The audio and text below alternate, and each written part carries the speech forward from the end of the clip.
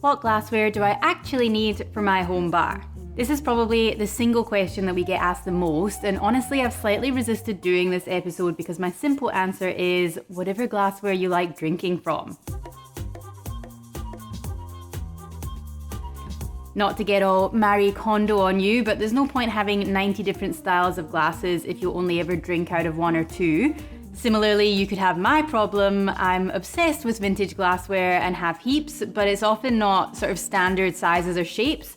So I'll happily drink a dark and stormy out of a fluted goblet rather than a standard highball because it makes me happy to use a beautiful glass rather than a boring one.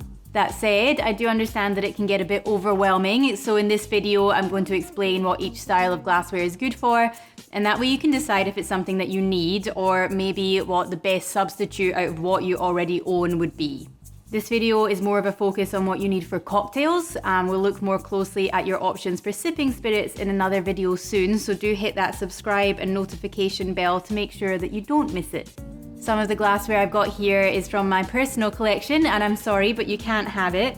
But we've also had some beautiful examples sent over from Rona Glassware, so if any of those catch your eye, then we'll drop a link below. And at Bomba, we do buy a lot from Chef's Hat, which is kind of our local hospitality supplier, so I'll pop a link for them too. You know that this pineapple glass is going to bring you joy.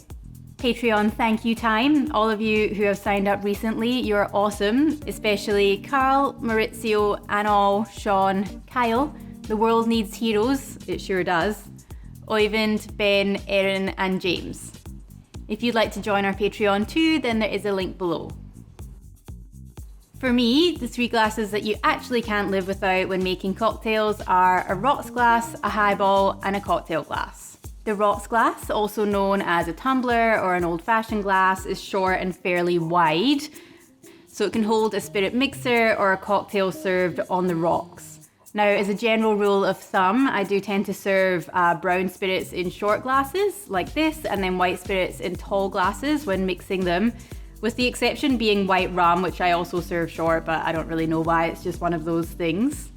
Now, of course, these glasses can come in all sorts of shapes and sizes, but if you are planning on using them for cocktails, then go for larger ones so that you can fit a big block of ice or just lots of cubed ice in. So something like this one is 13 ounces or 390 mils, so really nice and spacious. They're sometimes called double rocks glasses, and then single ones like this little guy are good if you like drinking spirits on the rocks, or if you do prefer to drink cocktails served up, so with no ice, but you just like drinking them out of a rocks glass rather than a stemware. Although if you do this because stemware threatens your masculinity, then you really need to reassess how manly you are in the first place. Now, getting a larger size will also make sure that shaken drinks such as sours will fit in, because you obviously need to have room for that lovely fluffy egg white head as well. It does mean that your wash line, so how high the drink comes up to in your glass, will be a little bit lower for your sort of smaller stirred down drinks, but I still think they look good as long as they're about 3/4 full. Anything larger than around the 10 ounce or 300 ml mark works, but shaken drinks will fill them right to the brim. So if you do prefer a little bit of space, then look for something around 12 ounce or 350 mils. You can go for something sleek and streamlined, like this very elegant one from Rona, or we've got, you know, the little ornate vintage one, or this one from Linton is really nice and heavy. So just make sure that it feels good in your hand and you'll never have a bad drink out of it. As the name suggests, this is what you want to serve old fashions in, and basically any drink served on the rocks. So your Negronis, whiskey sours, etc. But also something like a Mai Tai or a Moscow Mule. If you don't have specific glassware for it, then you can absolutely stick them in one of these and they'll still look and taste delicious. And that's why they are absolutely an essential for me. Highball glasses, otherwise known as, pretty simply, a tall glass or a Collins glass. Technically, Collins glasses are a little bit larger again, but we're not going to get bogged down here. So for instance, at Bomba, we use this highball for regular spirit mixers and then this Collins for cocktails, and there's about a 90 ml or 3 ounce difference. They all are, surprisingly enough, taller and narrower than a rocks glass and perfect for things like gin and tonics or vodka and sodas. Interestingly, there's actually not often much of a difference in volume between a highball and a comparable rocks glass. So our standard serves at Bomba are these two, and this one is actually only 2/3 or 20 mils more than its sister rocks glass. So if you just prefer drinking out of one or the other, then that's great, but at a bar you won't really be getting much more or less sort of the volume of the drink or mixer. And then given the narrow opening in these, I do tend to serve drinks in here with a straw, unlike short drinks, which I serve without unless requested. But that does maybe make people drink them a little bit more slowly and think that they're bigger. But honestly, the difference is mostly aesthetics. I just think that tall drinks just look a little bit more refreshing. With most drinks which are served in rocks glasses, everything is sort of measured out and then shaken or stirred in a separate tin or mixing glass and then served in the rocks glass. Whereas drinks in highball glasses are quite often actually built in the glass and sort of topped up with something like soda or ginger beer, which is just eyeballed to the correct level. So the size of your glass will actually have quite an effect on the finished drink, and it's definitely something to think about with these ones. Honestly, I just like having a larger one and having a bit more soda or whatever at home, especially if it's a sort of sunny afternoon cocktail. A bit of a longer drink works quite nicely. But you can, of course, scale up or scale down the other ingredients in the drink to fit the size of your glass. Again, generally around that 300 to 350 ml or 10 to 12 ounce mark works well for most modern cocktail specs. So this is what you want, of course, for your Collins family of drinks and fizzes, as well as your, highball style drinks like a classic whiskey highball or dark and stormy. It's also what I would use for longer tiki or tropical drinks like a pina colada or a jungle bird or, a spritz if you want to put an Aperol spritz or something and you don't have specialized glassware, then these are the guys for you. As I said earlier, these glasses are not strictly necessary because you could absolutely serve a drink straight up in a smaller rocks glass if you like, or if you don't have any of these.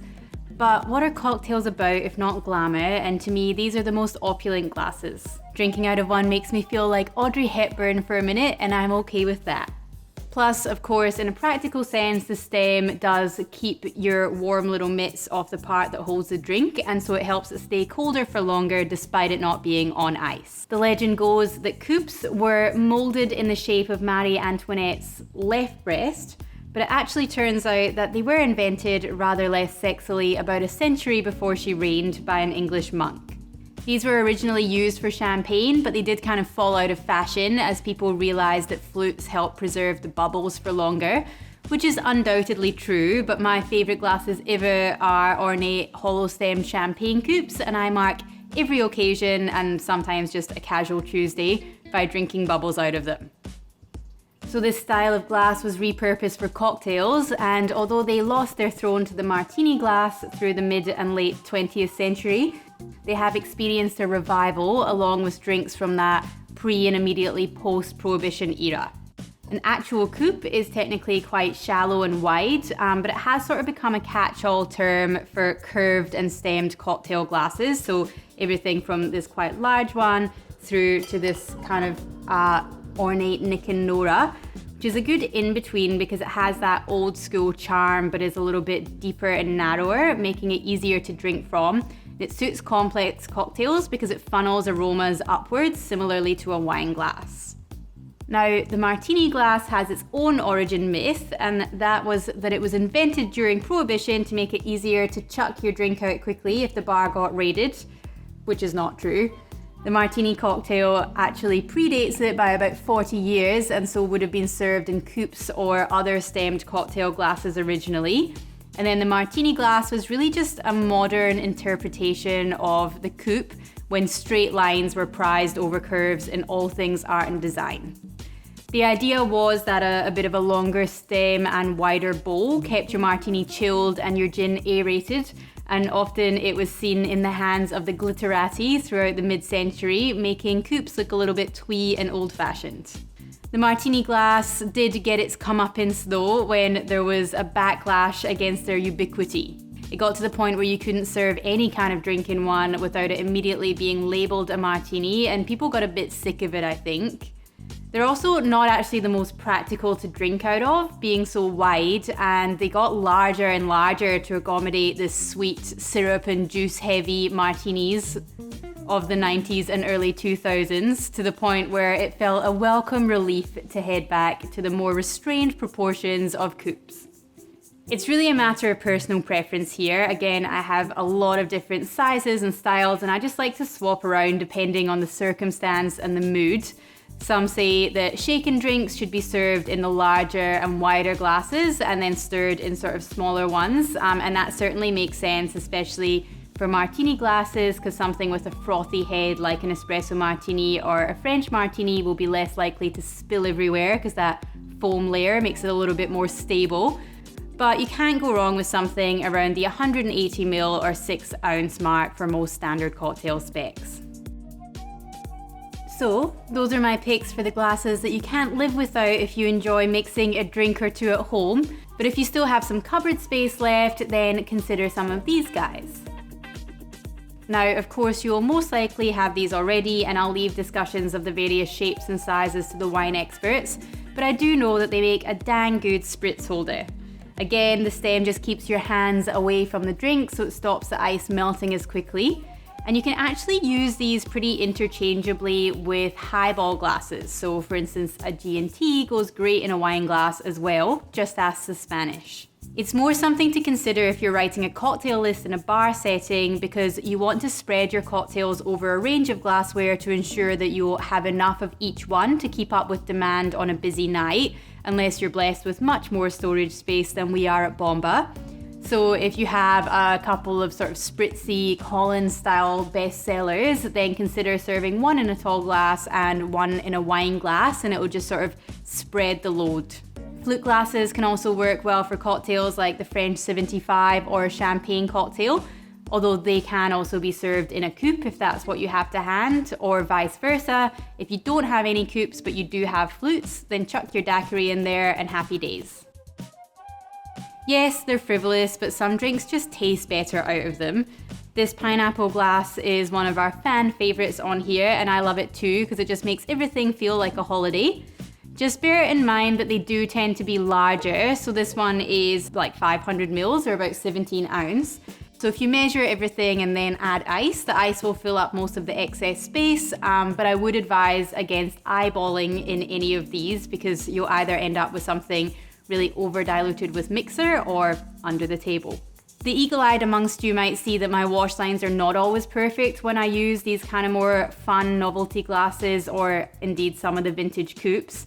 We try our best to keep things visually interesting on here and mix it up, but it's quite often then not the exact glass that I'm used to serving that drink in. And of course that's fine at home. I'd rather drink from a glass I love than have the perfect pour.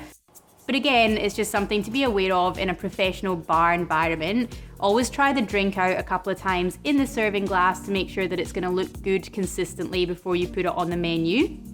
You also have your more specialty glasses like a julep glass or a Moscow Mule, not really necessary unless they're your favorites, in which case definitely worth investing. Now this one is a minefield. Believe me, I've read the comments on my whiskey video. As I said, I'm going to go into this more in a separate video, so hit that bell if you're interested. Suffice to say here that if you like drinking spirits neat, then it might be worth investing in some glassware to do so with. Now I actually like your kind of large shot glasses for American whiskies and mezcal. It makes me feel like a cowboy. And then I tend to drink out of stemmed snifters for single malts. Of course, a lot of people like Glencairns. But you know, whiskey from a rocks glass is still whiskey. Unless you're doing really serious spirit evaluation, then drinking out of your favorite glass is going to add much more enjoyment than the shape of the glass will, in my opinion. So there you have it, some glasses and their uses. I really hope that you found that helpful. Please let me know in the comments if you have any other questions. And if this has piqued your interest in all things bar and booze and you'd like to jump in even further, then take a look at our bartending course collaboration with International Open Academy. The link in the description will give you the best deal currently on offer.